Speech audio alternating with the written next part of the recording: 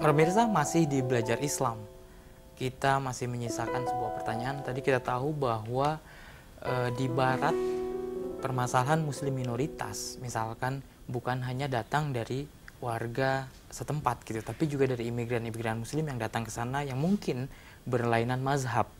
Ya mungkin ada imigran dari negeri A membawa ajaran Sunni, dari imigran dari negeri B, Syiah dan Ahmadiyah dan segala macam. Nah, Pak Fuad, itu ada gesekan-gesekan nggak di Barat itu sendiri mereka? Atau mereka jangan-jangan malah jadi bersatu di situ, nggak konflik gitu? Ya, ketika mereka kan ketika yang jadi sumber konflik kan misalnya yang biasanya itu waktu masuk ke bab ritual toh. Cara sholat takbiratul ihram berapa kali. Itu kan mereka sudah punya masjid sendiri-sendiri di sana. Jadi orang Syiah punya masjid sendiri, orang Sunni punya masjid sendiri, Sunni Bangladesh masjidnya lain, Sunni Turki masjidnya lain. Jadi relatif tidak ada konflik di antara mereka. Bahkan saya kira dalam event-event tertentu mereka bersatu karena mereka harus misalnya biasanya ada kebijakan biasanya ada peristiwa-peristiwa besar di tanah air mereka dan itu berakibat pada mereka seperti misalnya konflik di Timur Tengah atau Libanon, Israel dengan Palestina. Itu berakibat kepada mereka, itu yang paling dirasakan. Karena misalnya di Montreal, di Kanada, Montreal itu tempat perkampungan Yahudi terbesar di luar Israel itu ada di Montreal. Jadi kalau di sana ada konflik di Palestina itu demo orang-orang Yahudi banyak sekali. Nah, untuk demo balik, ini demo tandingan itu kemudian mereka yang nggak ngerti, nggak lagi dipilah-pilah mana Sunni mana Syiah, mereka gabung untuk supaya dapat massa banyak sekali sehingga kelihatan bahwa syiarnya itu juga bahwa Muslim juga punya kekuatan yang sama atau sama bahkan lebih besar lah dari orang-orang Yahudi yang ada di Montreal. Jadi dalam hal itu mereka malah lebih solid ketika sampai kepada urusan-urusan yang lebih besar ya, dan itu biasanya yang sering terjadi malah gesekan yang dikabarkan oleh peristiwa-peristiwa politik yang terjadi di negara mereka. Jadi memang mereka punya masjid-masjid kantong-kantongnya sendiri ya, jadi tidak berbaur secara sosial keseharian gitu ya, untuk event-event tertentu. Kecuali kalau untuk Lebaran mereka misalnya kita pergi ke stadion, kita nyewa rame-rame datang. Dan itu kumpul semua antar mazhab. Kumpul semua, dan itu biasanya lama-lama orang menjadi biasa juga karena pada saat itu orang akan berbondong-bondong, kemudian bawa mukena, sholat di pinggir jalan tuh mereka menjadi terbiasa. Dan itu jadi kesempatan juga malah sebetulnya untuk mengajarkan Islam kepada orang lain. Sebab mereka bertanya, apa yang kamu lakukan mencium tanah? Dijelaskan. Hal-hal yang simpel yang tidak pernah kita ditanya itu ditanya. Misalnya pernah ada mereka tuh dikasih tahu, mereka ada yang nanya kenapa orang Islam itu kalau setelah tidur dengan istri kan harus mandi. Kenapa kok mandinya itu sebelum berhubungan, setelah berhubungan? Kan bukan semestinya kan sebelumnya biar wangi, biar seger gini, kok malah dibalik sih. Nah itu ngejelasin gitu harus apa mana itu aja, ada hal yang pelik. Dan biasanya mereka tahu bisa ngebedain juga mana Muslim mana tidak itu dari pakaian. Bahkan dari yang kecil-kecil seperti batuk misalnya, bersin. Itu kan dalam tradisi mereka, bersin itu bukan sesuatu yang sopan untuk dikeluarkan, bahkan dinikmati sampai kita bilang alhamdulillah. Itu kan enggak. Jadi kalau itu ditelan gitu loh, kalau mau batuk itu. Karena itu kalau kita keluarkan itu kan banyak bakteri, banyak terus itu kan mengganggu yang lain. Kalau kentut malah boleh kenceng. Nah kita akan terbalik, kalau kentut kita tahan, kalau bersin kita keluarin kenceng-kenceng dan orang akan bilang alhamdulillah. Nah problemnya karena beda itu, jadi kalau bersin itu harus kita tahan.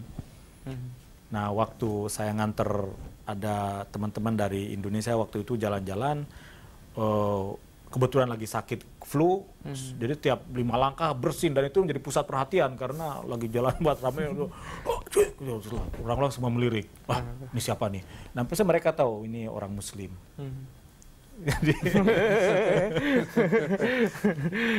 Nah saya mau ke Pak Moksid nih, yang berkaitan juga dengan mazhab, hubungan antar mazhab ya. Kita tahu tadi kan kita membahas tentang fikih minoritas.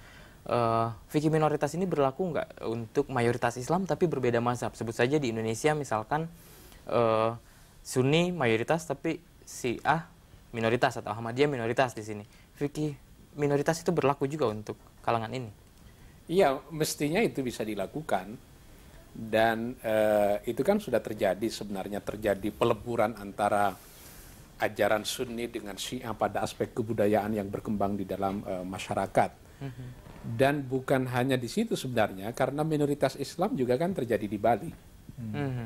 Kita tahu di Bali misalnya masjid itu bisa gantian dengan pura-pura, bisa dipakai untuk orang Kristen, orang gereja misalnya untuk orang Islam. Jadi ini sebenarnya sudah terjadi di dalam masyarakat kita. Nah kalau di Barat ini kan sesuatu yang lazim terjadi. Gantian kalau Jumat dipakai untuk orang Islam, kemudian hari Minggunya dipakai untuk orang Kristen, itu sesuatu yang terjadi. Tapi kalau di Jawa misalnya, yang mayoritas penduduknya adalah Sunni dan tidak ada yang lain misalnya, itu menjadi problem. Ini kok rumah ibadah dibikin gantian kayak begini, gimana ceritanya? Ini yang saya kira juga akan dialami oleh teman-teman yang ada di Barat. Nah, kenapa terjadi pengelompokan yang dibilang oleh Pak Fuad tadi? Pengelompokan berdasarkan asal usul negara. Ini masjid Bangladesh, ini masjid Indonesia, ini masjid ini. Itu biasanya dialami oleh imigran awal. Imigran pertama, kedua, dan ketiga yang memiliki sambungan asal-usul dengan negara asalnya. Dan biasanya nasionalisme itu kan muncul sangat kuat. Karena itu terjadi, misalnya teman-teman yang di Belanda itu yang di mana-mana, di Leiden, di Amsterdam, kumpul di Den Haag, lalu mengadakan acara bersama, sekalian ada lebaran di situ, itu mudah.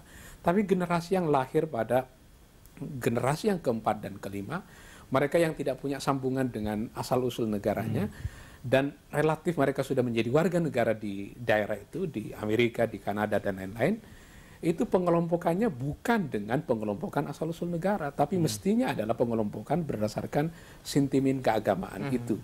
Nah, di situ saya kira terjadi peleburan. Tidak terlalu fanatik. Kita tahu bahwa dakwah yang dikembangkan di Eropa itu kan banyak dilakukan oleh teman-teman Ahmadiyah.